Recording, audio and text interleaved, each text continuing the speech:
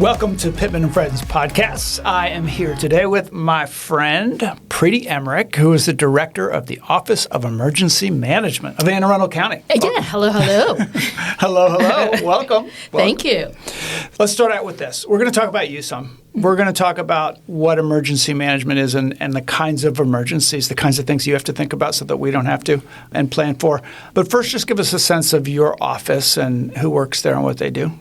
Sure. The Office of Emergency Management has 14 people. Okay. That has grown a lot since I started as director. I think we had 6 or 7. Mm-hmm. And we, for the county, coordinate the preparedness, response, recovery to large-scale incidents. Mm-hmm. That could be natural weather, that could be cyber incidents, that could be pandemics, impacts of federal shutdown. The list keeps growing and growing as the times have changed. So you're a coordinating agency that coordinates all of the departments that are involved in the response. Is that right? That could be public safety, health and human services, land use, nonprofits, coordinate with the state, with the federal government. So we bring together agencies in order to make sure that the residents of Anne Arundel County are safe. Can you tell us and then there's the EOC. Yeah, the Emergency Operations Center. Yes. Tell us where that is and what it looks like. That is in Glen Burnie, and we activate that when we have a large-scale event that we need to coordinate with other agencies. And so that is a place we all meet, make sure that we have the situational awareness, we provide updates, and especially with fast-paced events, having that operations center up and running is key. During COVID, we went hybrid. And virtual, so we had to pivot. But it's the same skills of coordinating and making sure that our agencies understand their roles and responsibilities and that we're sharing the same information. So as an outsider elected back in 2018, very soon after, like one of my first days in office, might have even been a tour before I came in, I went to the EOC. And first time I'd ever been in there. And really kind of overwhelming just to look at. A room with huge screens in the front where you can keep up with all the local news. Yeah. There's a podium off to the corner where somebody can give a presentation. And then there are these rows of seats with computer terminals and with these headphones for people to talk on the phone. And each one had a label of an agency that was there represented. And it was really like the government. So it was basically a place where the government would be with a representative from each. And then they told me, okay, Mr. County Executive, this little room right here is for you. Senior policy room. Well, but they told me I could sleep there too. So basically, in a kind of an emergency, I would get driven to the EOC, and you sleep there. And I guess my family, they didn't talk about what would happen with my family, but I would be in this room, and then I would somehow be involved in the coordination. Then I got into some briefings about what my role would be, which was mostly communicating to the outside world what was actually going on in the inside. But then by the time COVID came, which was the big one, and things were virtual, things did change. And I don't think I certainly never slept there, even though we've had plenty of crises. And I've been there during events, but I haven't really needed the room. So things have changed. Things have changed. It's okay. We may have taken over that room too. Okay. It doesn't exist anymore. Okay. So you worked out. I worked myself out of a job. Okay. So you came in as a deputy.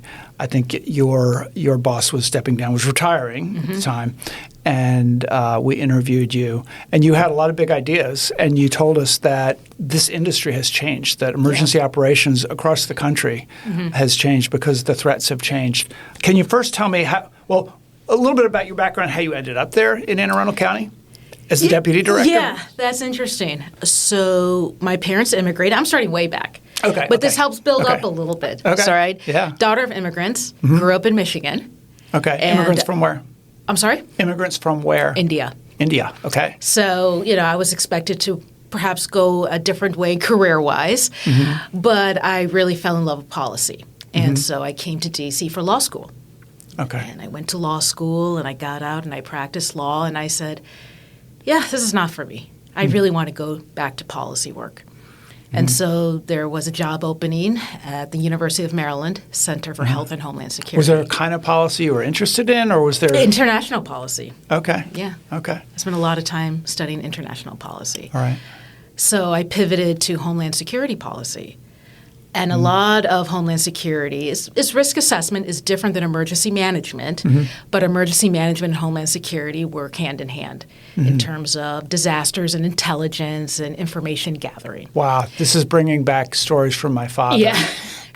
For those who don't know, my father, when I was born, is when he was working in the Department of Defense, and he was Assistant Secretary of Defense for Civil Defense during the Cuban Missile Crisis, and when there was a real thought that there might be a nuclear war. Right. And his job was to go around and do really preparing for an emergency, which would be nuclear war.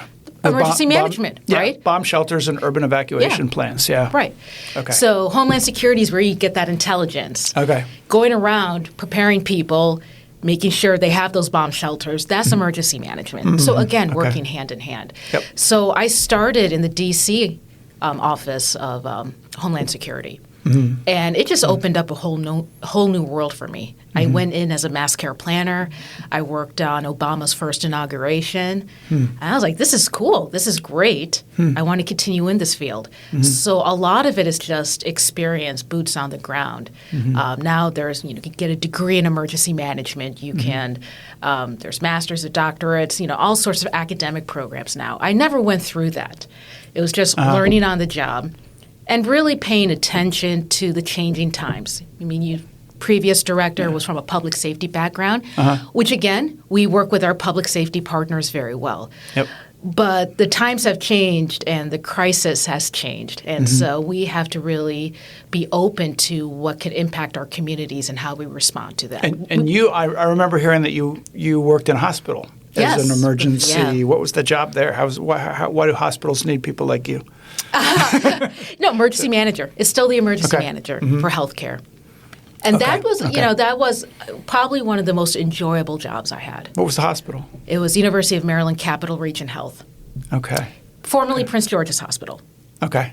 Okay. And so when you talk about people who are impacted, operationally, if a facility fails, if power goes out, those are people's lives on the line.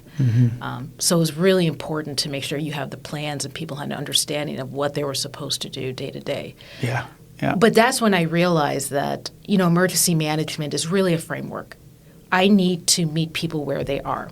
It's not that hospital personnel were experts in ICS and being an operations or sections planning chief, but they knew how to do the day-to-day. So what I'm asking them to do is enhance it in order to meet this emergency they don't encounter on an everyday basis. And that's where I go into everybody has a role in responding and recovery, right? You don't need to have a special degree. You don't need to have, 20 years of experience in emergency management. You, as a community member, can take steps to be prepared. And I really love that educational and outreach part of my job because power is knowledge, and in these uncertain times, so uncertain. And I want people to feel equipped to respond. Yeah, and I know you go into communities and you do preparation work and you go into institutions, but you do a lot of it with county government employees. I remember you do these things called tabletop exercises, right? Yes. I remember one, I think it might have been first or second year, where we were looking at an example of the bridge, the highway in Minneapolis, St. Paul, collapsing. Maybe collapsing, yeah. Yeah, I think it might have been even before you got there. Yeah. And just what they had learned and then sort of gaming out how we would handle a bridge collapse, which we ended up doing. But, Which, it's, again, the unexpected can happen. And so I'm very proud of Anne Arundel County because our agencies want to work together. They want to help the community. Yep. I can call up any director and always willing to say, let me take a look at that or let me see how I can help. So one that we went through was COVID. Yes. I remember being up at the EOC when our first case was announced. And I remember Dr. Kalyana Raman, our health officer, with a bandana, making a video showing people how to do it. Because we did I guess it was weekly videos together and call-ins and a lot of trying to communicate with our residents. And you were in the thick of all of that. What'd you learn from COVID? What was that like? COVID was complicated in the fact that there was a lot of mistrust and a lot of misinformation. And there was a lot of trauma. I don't think I quite appreciated before then how disasters can cause trauma in the community. And it's tragic. A lot of people died. I think a lot of it could have been preventable. Yeah, 1,130 or 50 or something in our county But the calls we received into our emergency operations center, yes, it was about what's the new law now, what are the mandates, what businesses can open, what are the hours. There was a lot of people who called because they couldn't go to their favorite restaurant or they couldn't go to the library that they go to every day, and that was their social connection. And they were mad. Yeah. And it wasn't that they were telling us to do something, but this was their only outlet to express their frustration and fear. And so, that really left a lasting impression on me in terms of people react differently. People are upset. And it's our job to manage what we can manage for them. And so psychological first aid, which I know you know about, it's so important, probably more important sometimes than the physical build-out or the economic recovery, right? There's sometimes an end to those. But when you're talking about emotional trauma from disasters, I don't think we pay enough attention to that. Yep. So that left such a lasting impression on me in terms of when people are upset about what has happened. We need to meet them where they are and understand it's not you personally, right? It's things that are out of their control. And what can we do to help them? And that's during and you're very involved in the recovery aspect Yes. of after any kind of a disaster, Yeah. right? Yeah. And we're still recovering from COVID. Or if you look at the Key Bridge collapse, there are still communities that even if a bridge is built, what they have gone through during the years of the response and the rebuild will stay with them. And so that's something that we definitely need to pay more attention to. So it's a pretty broad scope of disasters and crises that you plan for. And then when they start to happen or when the weather report comes in, you activate the EOC, right? Right. What does that mean?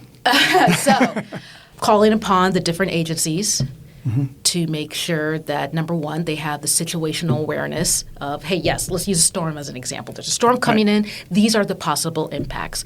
So you, department, I need you to get ready. Get your staff ready, your internal process ready so that you could take care of the county. And then we have these coordination calls, which I think you've been part of. Yep. And that's just – and by now they're kind of, standard. Everybody knows their roles and responsibilities. I just want to make sure each one of you are ready. And if there's any resource needs or information, this is the time to bring it up. And I'll tell you, those are interesting. They're sort of like a symphony of all of these players working together. Yeah. And while there are the people who are in the EOC sitting at those desks, there are also the people who are logging in online. And these are sometimes they're happening every few hours during the night, even. Oh yeah, but this is even happening before the EOC. By the time they set foot into the EOC, we have had so many calls about the situation, especially if we know it's coming. Hurricane season is coming up, right? Yep. We know days ahead that, hey, something is coming up.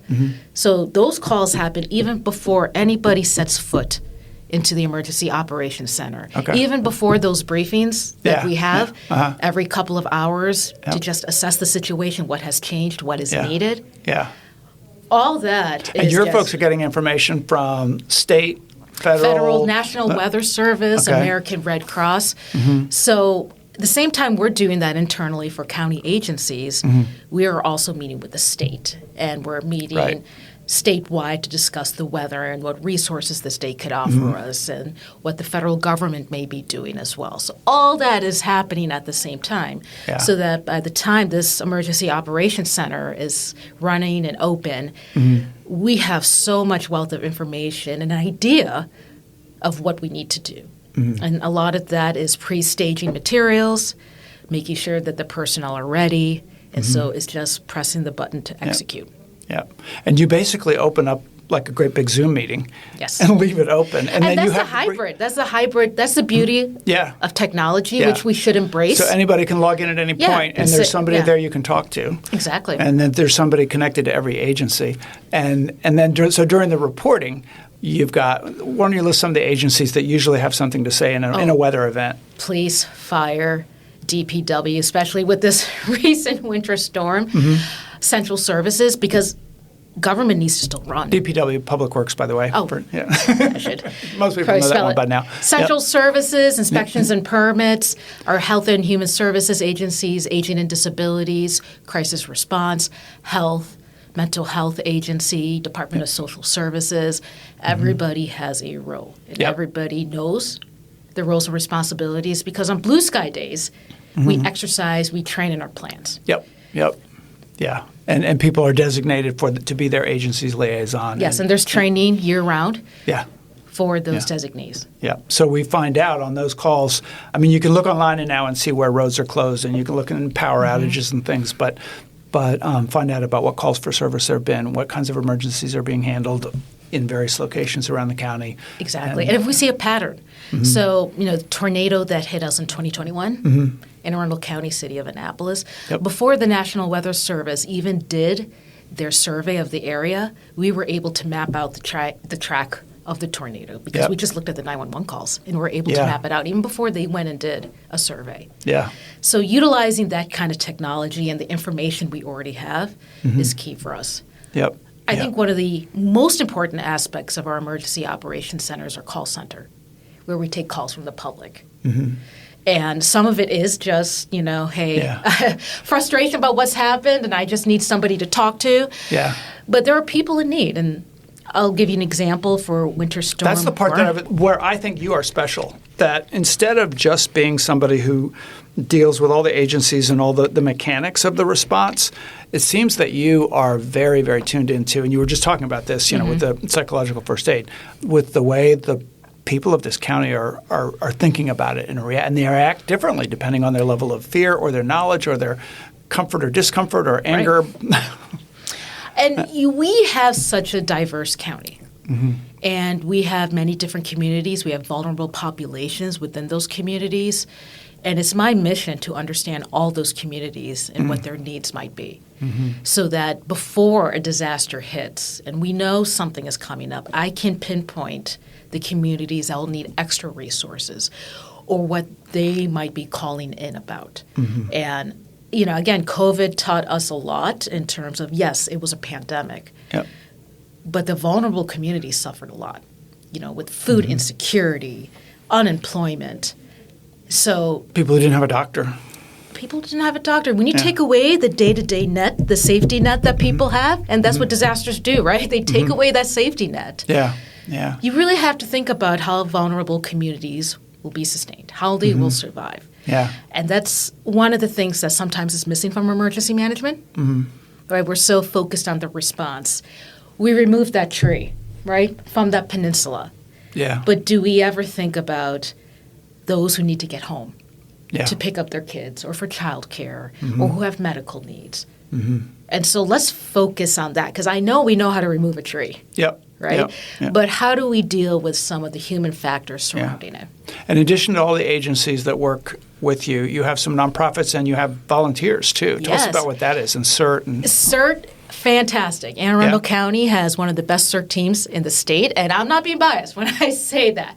CERT, the letters CERT stand for what? Community Emergency Response Team. Right, okay. So that is a way for the community to be involved. So they offer trainings on first aid, CPR, how to respond to some of the small emergencies that might impact your community or your household. You could also become a member of CERT, and that's volunteers who help us in the Emergency Operations Center. How do you do that?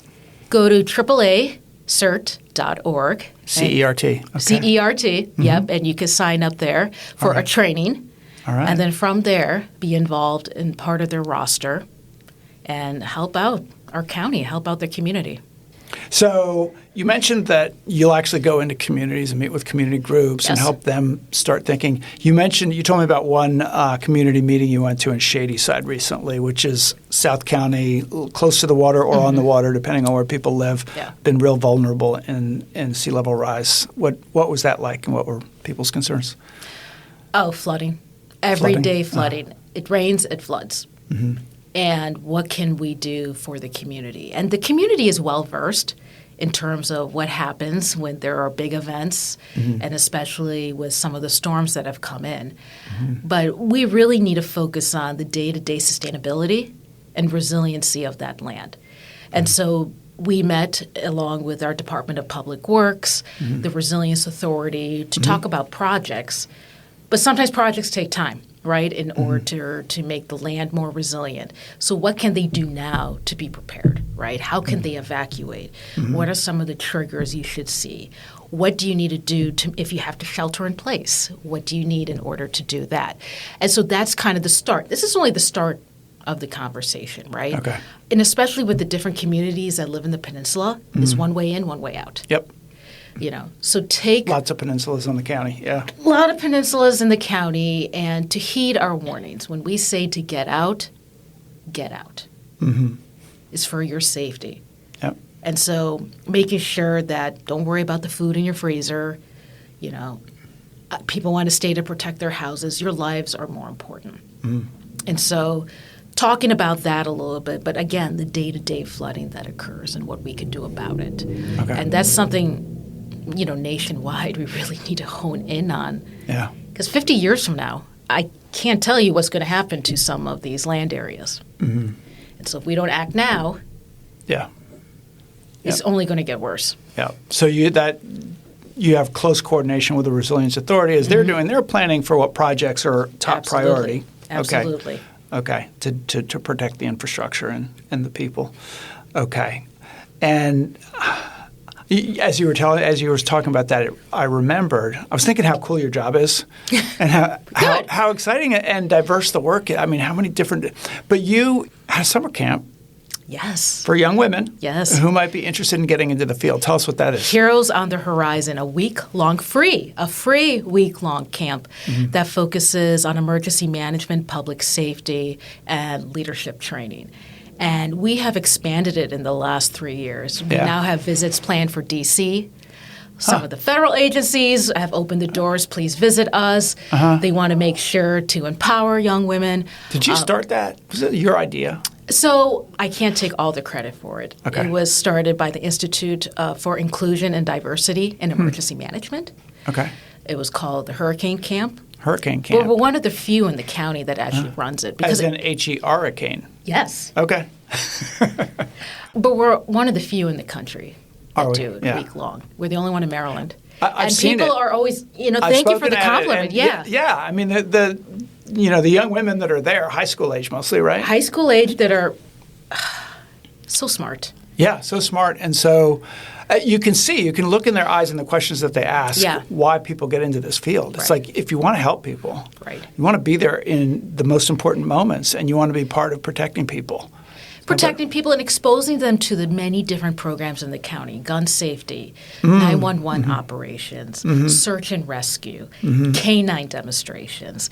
And we're expanding it to go to other counties. We go to Prince George's County and then expanding it to D.C. This year we're visiting D.C. Homeland Security. How does the Capitol do things? What special events do they have to? Is the camp full for this summer? It is full. It is full already. It is, yes. But we're holding it next year. All right. Next year. All right. Good. So there's a whole other kind of disaster, which is cyber threats and cyber attacks, and you've been involved even here in Anne Arundel County, the best place for all. Yeah, it's not if it'll happen, it'll happen. It happens all day. I really shout out to our Office of Information Technology that deals with the everyday cyber threats that come through. They had a huge amount of work to do. Yeah, to deal with huge that. amount of work to do. But when a large-scale cyber incident happens, we had the forethought of having a cyber coordination plan, which we executed.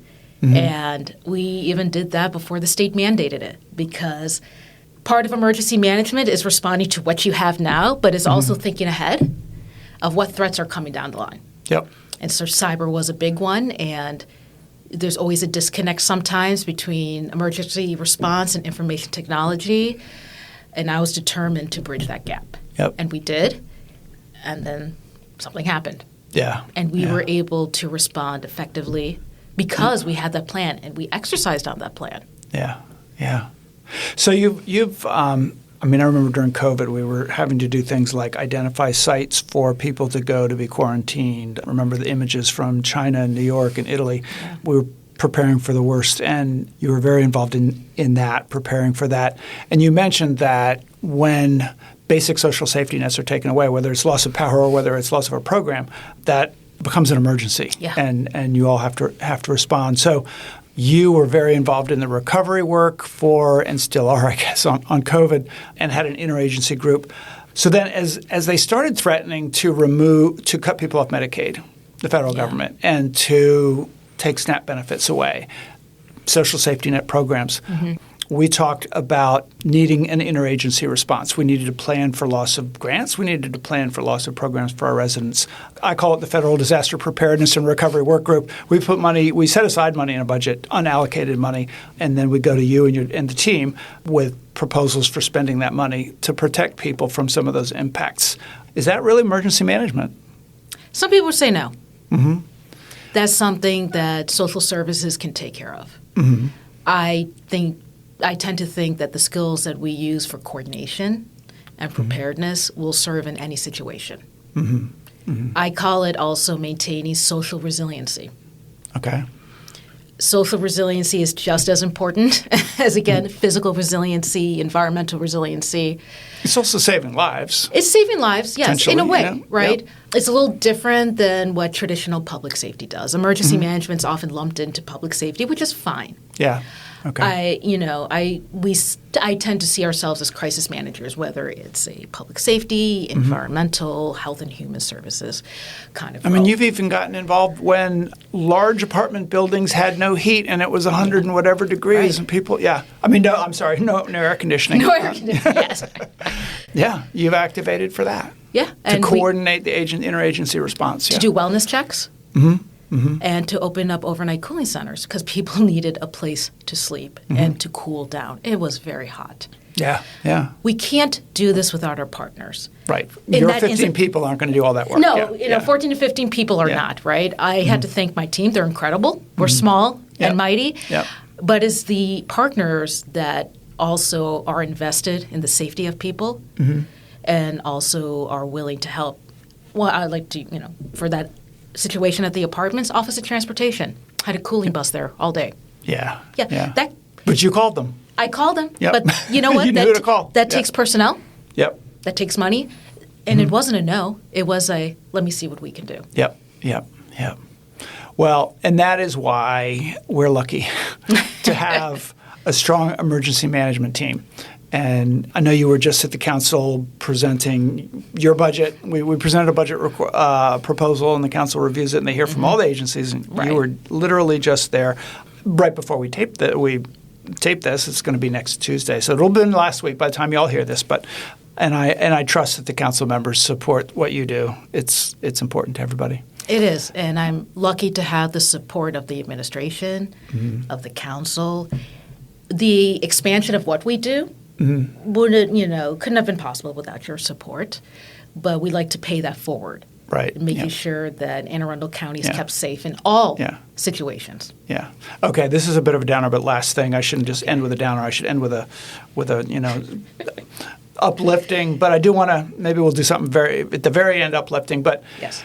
The downer is that it's not news to anybody who reads any news that FEMA federally has been decimated and has been selectively responding only to disasters in areas that they thought politically were supportive. Or, that's not even true. The whole states, like Western Maryland, not being denied FEMA funding for the flooding, and the state picking up the tab when West Virginia got it right across the border, same flood.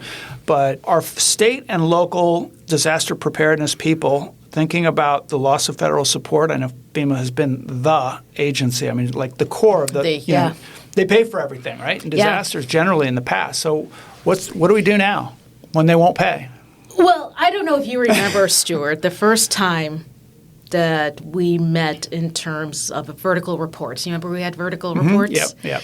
And I had highlighted bold red.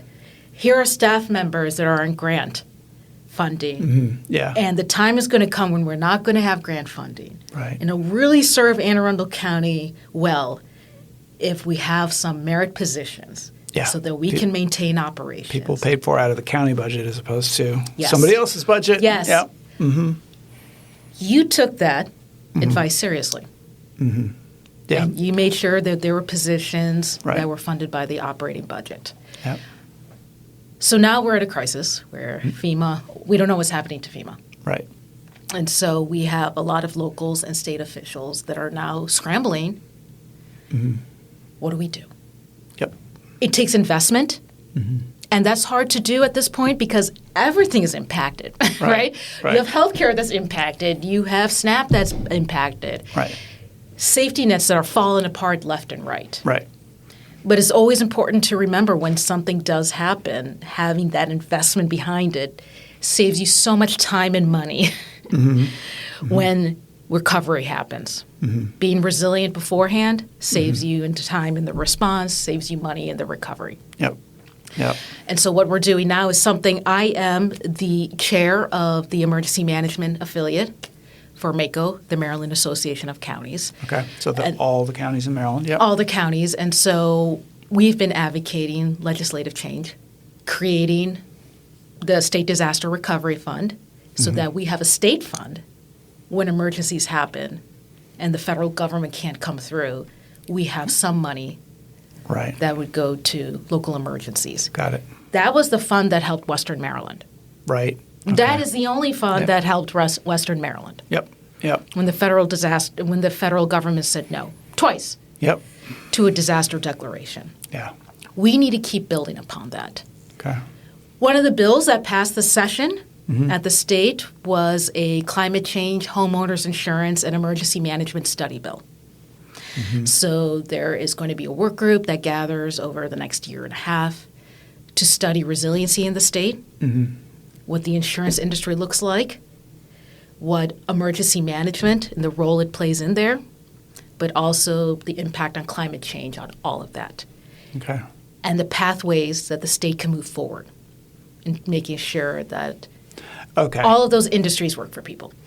So that's the downer. Here's what gives me hope, is that human beings like you, like all the people you're working with, see a problem and they work on a solution. And so while we look at the disaster side of it and think, oh, the world is falling apart, Right. all these terrible things are going to happen, there's always a group of people that is figuring out how to respond to that Yeah. and make it better. And sometimes they rebuild even better than it was before. In fact, often. And that's my hope. But that is continued advocacy. Yep. You're right. And it's a lot of my colleagues in emergency management are the same way, right? We see a problem and we want to fix it. Yep. It's not going to be a perfect solution. It may take time to get to that solution. Yep. Yep. But you know as well as I do, I continuously state the problem and find ways to think outside the box and to work around systems. Yeah, that's what we do. That's what we do as humans. Yeah. Well, thank you Well, thank you. for your service and the work that you do and making me and hopefully all of us feel a little bit better knowing that we have an amazing team at the OE, at the EOC, at the Office of Emergency Management, led by you to protect us. Yes. You know what? I'm going to also end on a note of hope. The community members, this not too late to learn how to be prepared and how to respond and how to recover. So if you email my office at oemoutreach@aacounty.org, we're more than happy to come out to your community and do presentations, do exercises with you. That's a core component of my office. So please reach out to us for And that. your website for just general information about what's going on is? aacounty.org/OEM, or you could call us at 410-222-0600. 0600. Yep, that's a number to keep in mind. Yes. Thank you. Well, And thank you. You get the final word. All right. You're listening to the Pittman and Friends Podcast. If you like what you hear, please hit the subscribe button, share with a friend, and join us for the next episode. Thank you. Thank you.